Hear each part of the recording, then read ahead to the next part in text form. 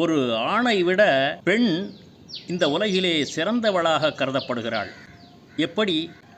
ஒரு பெண்ணிடம் எதையாவது கொடுத்து பாருங்கள், அவள் அந்த பொருளை பன்மடங்கு உயர்த்தி காட்டுவாள். மிகைப்படுத்தி அதை அழகுபடுத்தி பல நூறு மடங்குகளாக சித்தரித்து காட்டுவாள். ஆனால் ஆண்கள் அவ்வாறு காட்டுவதில்லை. அதனால்தான் இந்த உலகிலே பெண்களை மிகவும் மதிக்கிறோம், போற்றுகிறோம், வணங்குகிறோம். எப்படி? பெண்ணிடம் மளிகை பொருட்களை கொடுத்து பாருங்கள், அவள் பலவிதமான சமையல் சமையல் செய்து காட்டுவாள்.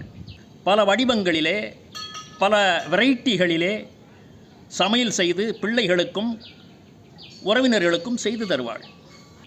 ஒரு பீரோவை கொடுத்து பாருங்கள், துணிமணிகளை அழகாக அடுக்கி வைப்பாள். கிரைண்டரை கொடுத்து பாருங்கள், அந்த கிரைண்டரை மாவரைத்து இட்லி, தோசை போன்ற அம்சமான பொருள்களை தன் குழந்தைகளுக்கும் கணவனுக்கும் செய்து தருவாள். கணவன் தன் மனைவியிடம் ஒரு உயிரணுக்களை கொடுத்ததன் மூலம் இந்த உலகிலே ஒரு குழந்தையாக 10 மாதம் சுமந்து ஒரு குழந்தையாக பெற்றெடுக்கிறாள்.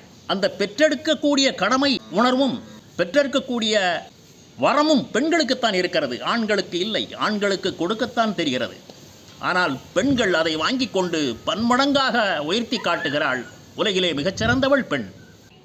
ஒரு கணவனும் மனைவியும் சேர்ந்து இல்லற வாழ்க்கையில் ஈடுபடும் பொழுது அவள் அழகான ஒரு குழந்தையை பெற்றெடுக்கிறாள்.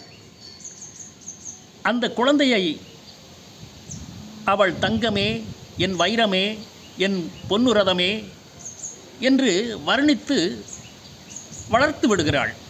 அந்த குழந்தையை பெரிய ஆளாகவும் ஆக்கி விடுகிறாள்.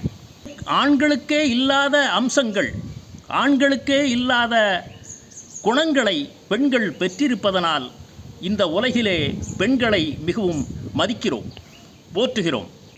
இந்த உலகம் பன்மடங்கு வளர்ந்திருப்பதற்கு மூல காரணம் பெண்கள்தான். ஆனால் ஆண்கள் துணையில்லாமல் இந்த உலகம் வளரவில்லை. பெண்ணை தெய்வத்துக்கு நிகராக ஒப்பிடுகின்றோம். தமிழிலே ஒரு சொல் வழக்கு இருக்கிறது, மாதா, பிதா, குரு, தெய்வம். இந்த தெய்வம் 4வது வரிசையில் தான் வருகிறது. முதலில் வருவது தன் அம்மா, மாதா. மாதாவை போற்ற வேண்டும், வணங்க வேண்டும். மாதா நம்முடைய அம்மா. அம்மா ஒரு பெண், அதனால்தான் அம்மாவை முதல் வரிசையிலே வைத்திருக்கிறார்கள். மாதா, பிதா, 2வது அப்பா, குரு, 3வது கல்வி சொல்லித்தந்த ஆசிரியர், 4வதாகத்தான் தெய்வம் இருக்கிறது. பெண் புனிதமானவள், போற்றப்படக்கூடியவள். பெண் ஒரு அற்புதமான ஆண்டவனின் படைப்பு. அவளால் இந்த உலகம் புனிதமடைகிறது. தன் பிள்ளைகளை வளர்ப்பதிலே தாய்க்கு முக்கிய பங்கு இருக்கிறது. காலையில் சீக்கிரம் எழுந்திரு, காப்பி குடித்து விடு, பல் விளக்கிறு, துணிமணிகளை மடித்து வை, அங்கே போகாதே, இங்கே போகாதே, வா இதை எடுத்து படி, இப்படி இரு, அங்கே செல்லாதே, அவரிடம் பேசாதே, இவரிடம் பேசு, இப்படி இரு.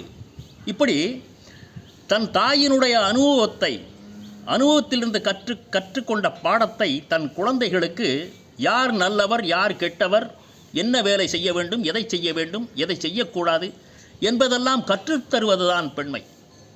ஒரு அம்மா. ஆனால் அப்பாவுக்கு பல வேறு அலுவல் வேலைகள் இருக்கும். அவர் வேலை விஷயமாக, பிஸ்னஸ் விஷயமாக பல இடங்களிலே பரபரப்பாக இருப்பதனால் பிள்ளைகளுடைய வளர்ப்பில் தன் அம்மா, பெண்மைதான் முக்கிய பங்கு வகிக்கிறது. அதனால்தான் ஒரு பெண்ணிடம் எதை கொடுத்தாலும் அதை பன்மடங்கு உயர்த்தி காட்டுவாள்.